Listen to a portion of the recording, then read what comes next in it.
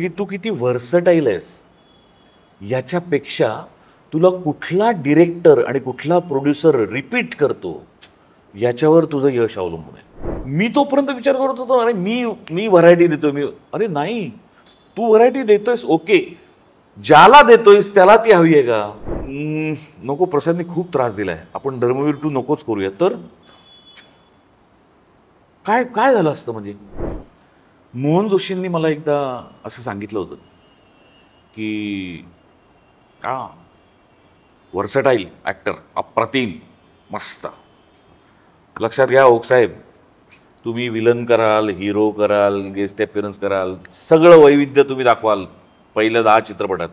पुढे पुढे काय तुम्ही म्हटलं म्हणजे? ते म्हटले की तू किती व्हर्सटाईल आहेस याच्यापेक्षा तुला कुठला डिरेक्टर आणि कुठला प्रोड्युसर रिपीट करतो याच्यावर तुझं यश अवलंबून आहे. केवढं मोठं वाक्य आहे. अरे या अँगलने मी कधी विचारच केला नव्हता.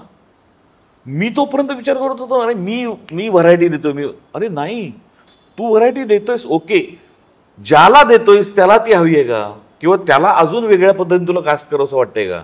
म्हणजे जसं टेलिव्हिजनच्या बाबतीत मी म्हणून मंदार प्रत्येक वेळेला तुम्हाला वेगळं काहीतरी देत आला, किंवा चित्रपटामध्ये विजू माने असेल, तानाजी घाटगे असेल, आता प्रवीण आहे की देऊळबंधूने त्याने मला वेगळ्या पद्धतीने वापरलं, आता धर्मवीरमध्ये आता अजून एक वेगळा चित्रपट तो माझ्यासाठी करेल.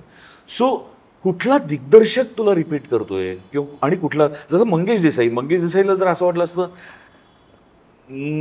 नको, प्रसादने खूप त्रास दिलाय, आपण धर्मवीर 2 नकोच करूया. तर काय काय झालं असतं म्हणजे? पण आज मंगेश सारखा अनकॉम्प्रोमाइज्ड सिनेमा निर्माण करणारा निर्माता मला पुन्हा चान्स देतोय, प्रवीण मला पुन्हा चान्स देतोय. सो जे मला शिकवलं त्या वाटेवर माझी पावलं पडतायत असं असं दिसतंय आत्ता तरी. किंवा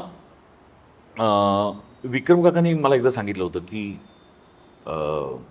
समजा एखाद्या क्षणी तुझ्या बायकोनी किंवा तुझ्या मुलांनी तुझ्याकडे काहीतरी मागितलं आणि ते देण्याची तुझी त्या क्षणी कॅपॅसिटी नसेल तर तुला वाईट वाटतं? म्हटलं हो ऑफकोर्स वाटतं वाईट.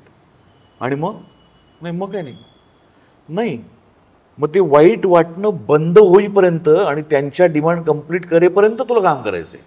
तुझ्या बायकोला एखादी वस्तू हवी ना, ती तुला तेव्हा आणून देणं तुझी परिस्थिती नाही आहे, पण मग अशी परिस्थिती निर्माण कर की तिने जे मागितलं आहे ते तिला दिलंस तू, तुझ्या मुलांनी जे मागितलं ते त्यांना दिलंस आणून. तुलाच समाधान वाटेल की आपण आपला प्रवास कुणाची तरी इच्छापूर्ती करण्याच्या दिशेने आहे.